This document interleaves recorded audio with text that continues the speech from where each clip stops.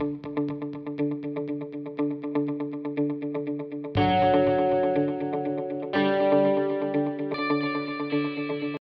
Friends, welcome to अफसर academics. हम 11th class political science का 3rd चैप्टर कर रहे हैं, इलेक्शन एंड रिप्रेजेंटेशन। पूरा चैप्टर हम कंप्लीट कर चुके हैं, उसके लिए आप लास्ट वीडियोस देख सकते हैं। आज हम करेंगे इंपॉर्टेंट MCQs जो एग्ज़ाम में आ सकते हैं। तो शुरू करते हैं। पहला है, the minimum as of voting was 21 year till, मतलब मैंने आपको बताया था वीडियो में कि पहले हमारी कंट्री में जो है 21 ईयर्स के जो सिटीजन थे उनको एडल्ट माना जाता था और उनके पास वोटिंग राइट था। लेकिन 1989 के बाद जो है ये जो एज थी इसको 21 से घटाकर 18 ईयर्स कर दिया गया। अब हमारी कंट्री में जो है 18 ईयर्स के जो है सिटीजन वो सब एडल्ट माने जाते हैं और उनके पास वोटिंग राइट होता है। तो ये दोनों तरीके से आ सकता है क्वेश्चन कि कब तक 21 ईयर थी, या इस तरह से आ सकता है कि कब से 18 ईयर हो गई। तो दोनों में आपका आंसर होगा 1989। ठीक है। उसके बाद अगला है, when did election commission of India got 2 more election commissioners. ठीक है, आपको पता है कि एक चीफ इलेक्शन कमिश्नर होता है उस और 2 जो हैं और इलेक्शन कमिश्नर होते हैं। तो तीनों की पावर सेम होती है, मैंने आपको बता रखा है। लेकिन पहले सिर्फ एक ही हुआ करता था। ये जो 3 मेंबर की तब बनी, उसकी डेट क्या थी? 1989। नेक्स्ट है, in India who can vote under the concept of universal adult franchise. ठीक है, यूनिवर्सल एडल्ट फ्रेंचाइज का मतलब क्या होता है? ये इस तरह भी आ सकता है MCQ में, या 1 मार्क के क्वेश्चन में भी आ सकता है। तो उसका आंसर क्या होगा? Adults who have nationality of India, मतलब जो इंडिया के सिटीजन हैं उनको बिना किसी डिस्क्रिमिनेशन के, चाहे वो किसी भी कास्ट के हों, कलर के हों, क्रीड के हों, जेंडर के हों, किसी भी रिलीजन के हों, उनको किसी तरह का कोई डिस्क्रिमिनेशन नहीं किया जाएगा। सारे सिटीजन्स को जो कि एडल्ट्स हैं, 18 ईयर्स के हैं, उनको वोटिंग राइट इंडिया में दिया गया है। तो ये इसका आंसर है। उसके बाद है, the country that follows FPTP electoral system. आपने इस चैप्टर में क्या क्या पढ़ा है? 2 सिस्टम पढ़े हैं, FPTP सिस्टम और PR सिस्टम। तो वो इनमें से आपको बतानी है वो कौन सी कंट्री जिनमें कि FPTP सिस्टम है। तो वो है UK, क्योंकि इजराइल, नीदरलैंड और अर्जेंटीना में जो है वो PR सिस्टम है। अब है, the example of proportional representation system इस, मतलब कौन सा देश है जहाँ पर प्रोपोर्शनल रिप्रेजेंटेशन सिस्टम से किया जाता है? तो वो है नीदरलैंड। ओके, नेक्स्ट क्वेश्चन है, all eligible voters living in a specified area vote to elect their representative, मतलब एक खास जियोग्राफिकल एरिया में रहने वाले लोग जब वोट करते हैं अपने कैंडिडेट को चुनने के लिए, तो उसको क्या बोला जाता है? उसको बोला जाता है टेरिटोरियल रिप्रेजेंटेशन। ठीक है। अब है, the authority that issue the notification for election is, मतलब जब नए इलेक्शन कराने हैं तो वो कौन सी अथॉरिटी है जो उसकी नोटिफिकेशन देती है?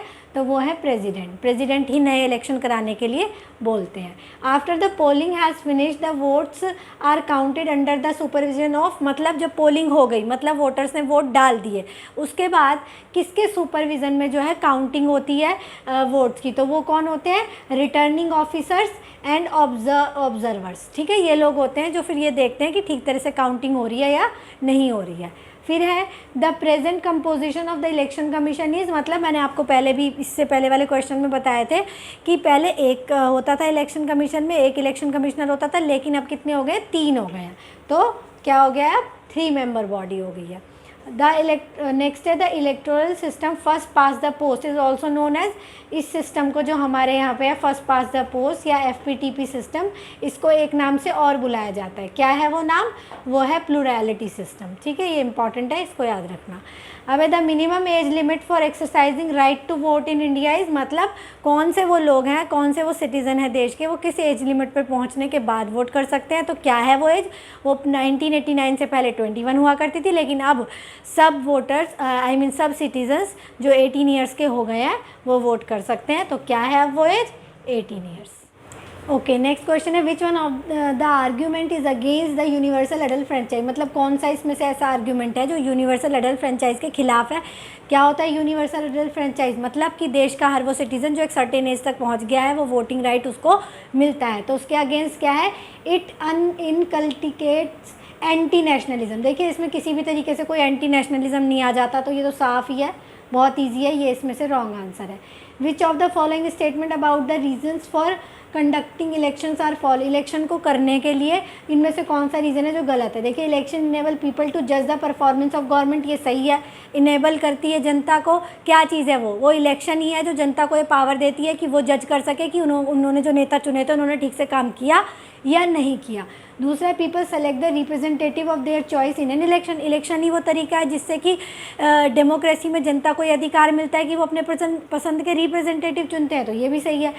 अब क्या है, election enable people to evaluate the performance of judiciary. देखिए जुडिशरी की को इवैल्यूएट करने का कोई तरीका नहीं होता इलेक्शन, तो ये बिल्कुल गलत है, तो इसका आंसर होगा सी। ठीक है, ये भी सही है। People can indicate which policies they prefer, क्योंकि इलेक्शन ही वो तरीका होता है जिसके ज़रिए जनता ये बताती है कि उनको ये पॉलिसीज़ अगर पसंद आई हैं तो ऑब्वियसली वो उसी सरकार को जिताएंगी, पॉलिसीज़ पसंद नहीं आई हैं तो वो हरा देंगे। तो बाकी सब सही है, यही चीज़ इसमें सी जो है वो इसका आंसर है।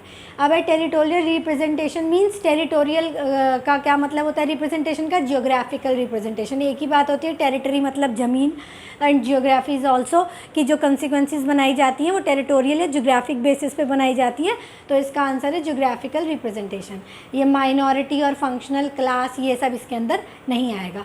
Which of this is not a good reason to say that Indian elections are democratic, मतलब इनमें से कौन सी वो बात है जो ये नहीं बता रही कि इंडियन डेमोक्रेसी जो इलेक्शंस होते हैं वो डेमोक्रेटिक है। तो पहला है, India has the largest number of voters in the world. देखिए इस बात से कोई फ़र्क नहीं पड़ता कि किसी देश में कितनी जनसंख्या है, उसमें कितने वोटर हैं। वो कम जनसंख्या वाले देश क्या डेमोक्रेटिक नहीं होते? वो भी होते हैं, तो इस बात से कोई ख़ास फ़र्क नहीं पड़ता। दूसरा, India's election commission is very powerful. ये तो है क्योंकि हमारा इलेक्शन कमीशन एक फ्री बॉडी है, उसके पास सारी पावर्स हैं। In India everyone above age of 18 has right to vote. India में हर किसी को बिना किसी डिस्क्रिमिनेशन के वोटिंग राइट है, तो ये भी सही है। In India losing parties accept the electoral verdict. ठीक है, इलेक्टोरल वर्डिक्ट के हिसाब से ही कोई पार्टी जीतती और हारती है, तो इसमें गलत यही बात है कि जो लार्जेस्ट नंबर ऑफ वोटर्स है इसकी वजह से कोई डेमोक्रेसी ज़्यादा डेमोक्रेटिक नहीं बनती। तो ये कुछ खास MCQs हैं जो आपके साथ डिस्कस किए हैं। आई थिंक अब आपको चैप्टर अच्छी तरह से और MCQ समझ आ गए होंगे। Thank you very much.